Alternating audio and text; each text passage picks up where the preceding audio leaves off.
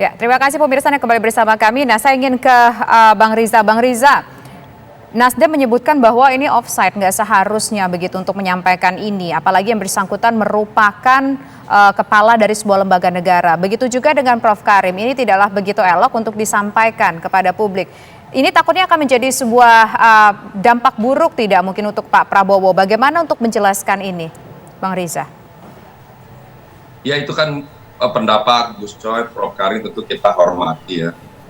Ya tentu bagi kami ini memahami bahwa sekarang ini kan memang suhu politik ini kan tahun semakin tinggi. Jadi penting bagi kami untuk menjaga bahwa suhu itu tetap dingin.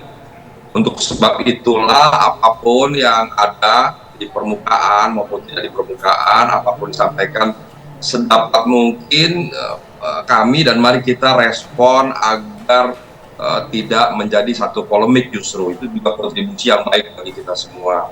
Itulah sebabnya mungkin juga Pak Budi Gunawan menyampaikan itu dalam rangka agar suasananya tidak tegang, tidak serius begitu, santai kan sambil joke itu dalam suasana seperti itu dalam rangka mendinginkan. Tentu kita tahu semua apa yang sampai Prof. Karim tadi betul, tidak serta-merta aura pindah begitu saja, tapi maksudnya kan tidak begitu. Maksud Pak Budi Gunawan itu kan mungkin Pak Prabowo bisa mengikuti jejak-jejak Pak Jokowi. Dan Pak Prabowo menyampaikan bahwa Pak Jokowi guru saya. Artinya Pak Prabowo belajar dengan Pak Jokowi tentang bagaimana baiknya memimpin bangsa dan negara ini. Belusukan, program-program pro rakyat dan sebagainya yang juga menjadi program Pak Prabowo. Jadi marilah kita sikapi ini secara baik, secara bijak, aja sehingga tidak menjadi polemik ke depan. Apa yang disampaikan Pak BG juga kan kita tahu tidak serta-merta aura pindah begitu kemudian selesai pemilunya, kan enggak, kan harus diikuti proses pemilunya, kontestasinya. Dan kami sendiri juga sekalipun kami senang dan bersyukur apa yang disampaikan, tapi justru ini tidak membuat kami lengah, santai atau jumawa, apalagi sombong, arogan, bukan. Justru ini menjadi pemecut, pemotivasi, penyemangat bagi kami untuk dapat membuktikan bahwa Partai Gerindra akan bekerja keras, dapat mewujudkan apa yang menjadi harapan semua. Dan juga bagi Partai Gerindra, agar Bapak Prabowo bisa menjadi presiden. Itu jadi tantangan. Namun demikian, saya kira marilah kita sikapi ini secara baik bijak, tidak usah secara berlebihan menurut hemat saya.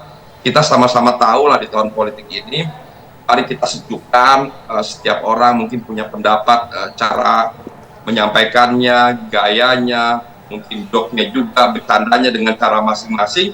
Saya pribadi menyikapi ini secara bijak saja, secara baik saja, dan agar suasana suhu politik ini tidak memanas, tidak menimbulkan masalah di kemudian hari, tidak menjadi polemik. Apapun yang ada, mari kita sikapi.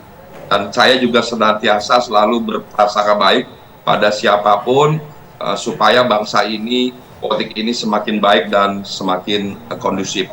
Jadi itulah yang kami sikapi, dan tentu saya juga pribadi menghormati siapapun memberikan pendapat, Pak Gus Coy, Prof. Karim, dan siapapun, itu hak masing-masing. Dan pendapat kami adalah ini kami anggap sebagai sebuah motivasi, semangat yang harus kami buktikan.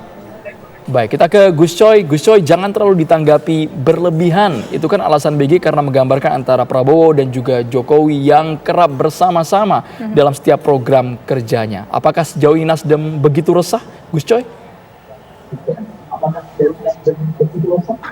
Dalam konteks ini ada dua hal yang harus dibedakan. Yang pertama adalah aura Jokowi ke Prabowo atau kemana itu silakan ya, itu kita tidak membicarakan turun apa tidak auranya Pak Jokowi kemana. Tapi memang kalau kita beri catatan sebagai presiden, itu auranya itu kalau positif itu ya harus kemana-mana, harus ke seluruh rakyat Indonesia, baik kepada rakyat biasa, rakyat yang berkompetisi, atau rakyat yang sehingga kemudian presiden itu menjadi negarawan, bukan menjadi partisan. kita ikut sedih kalau presiden kita yang sudah kita dukung 2 periode tapi menjadi partisan. Sedih sekali.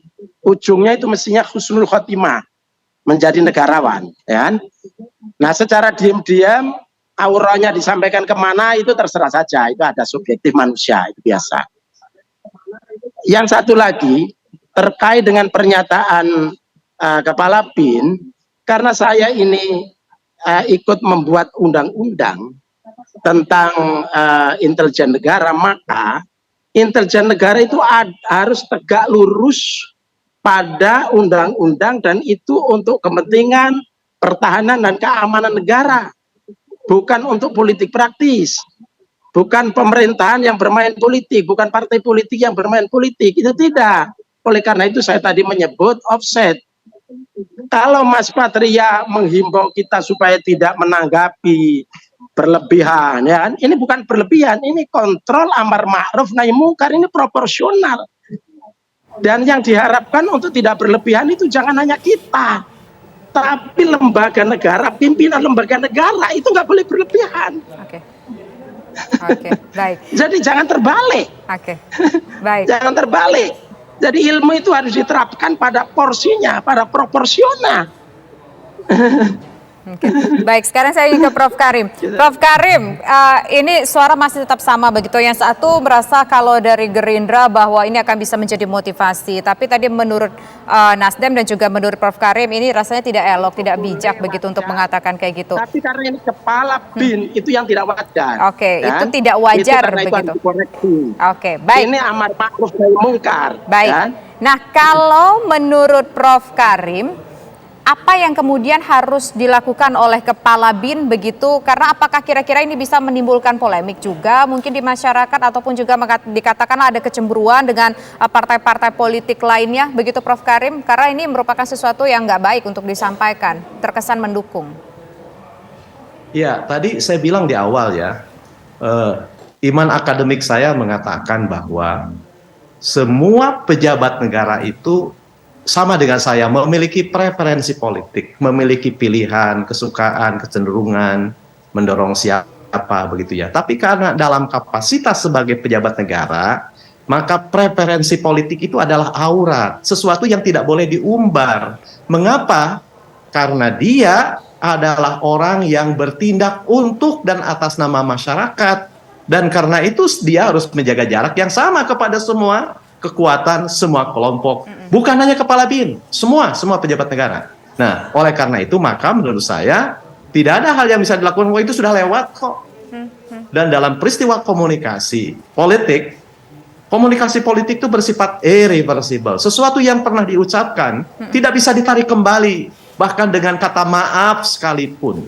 Buktinya misalnya keluarnya larangan buka bersama begitu ya. Ada suratnya, kemudian diklarifikasi, seakan-akan direvisi bahwa ini hanya terbatas untuk pejabat negara. Tetapi kan kecemasan yang melingkupi warga masyarakat itu sudah terjadi. Bahkan ketika klarifikasi dilakukan, itu tidak serta-merta hilang. Ya, itu prinsip. Karena itu maka alangkah baiknya kita memikirkan sesuatu sebelum kita katakan. Ada pepatah mengatakan, kalau kita terjerembab kaki, mungkin kita masih bisa lari sakit sedikit. Tapi kalau kita salah ucap, apalagi salah ucap ini dilakukan oleh orang-orang yang kepadanya amanah untuk mengelola negara kita sematkan, itu akan lain dampaknya. Jadi menurut saya bukan hanya Kepala BIN ini, semua pejabat negara, ya, karena bagaimanapun kedamaian itu hanya akan muncul jika keadilan ditegakkan, dan keadilan itu hanya akan datang, keadilan politik itu bila mereka yang harus menjaga hukum dan menjaga jarak yang sama itu istiqomah pada tempatnya. Baik. Jadi menurut saya inilah kebutuhan kita bersama begitu ya, karena menyelenggarakan pemilu yang jujur, adil, damai, berkualitas itu menjadi tujuan kita semua. Dan kondisi yang sejuk, kondisi yang demokratis, toleran itu juga tujuan kita semua. Kita semua bicara dalam kerangka itu. Kita semua bicara dalam kerangka itu. Meskipun gitu ya ada satu yang mendorong gitu ya, satu yang menarik, ya samalah seperti kereta api. Ada mesin pendorong, ada mesin penarik, tapi sama kan tujuannya. Jadi menurut saya itu konteksnya. Nah, apakah misalnya konsekuensinya seperti apa? Itu menurut saya hal lain. Tadi saya katakan bahwa Ya, kepemimpinan itu kan tidak bisa meniru atau ditiru atau disetak atau apa, karena terkait dengan beberapa aspek Baik. gitu ya. Aspek Terima kasih, karakter, hatur nuhun, kepemimpinan, Prof. dan Karim. lain-lain. Ini durasinya bisa Ya. lebih panjang kalau kita ulasnya mendalam ya Prof. Karim. Namun kita terbatas juga ini durasi. Sekali lagi terima kasih Prof. Karim, Gus Coy, dan juga Ahmad Riza Patria.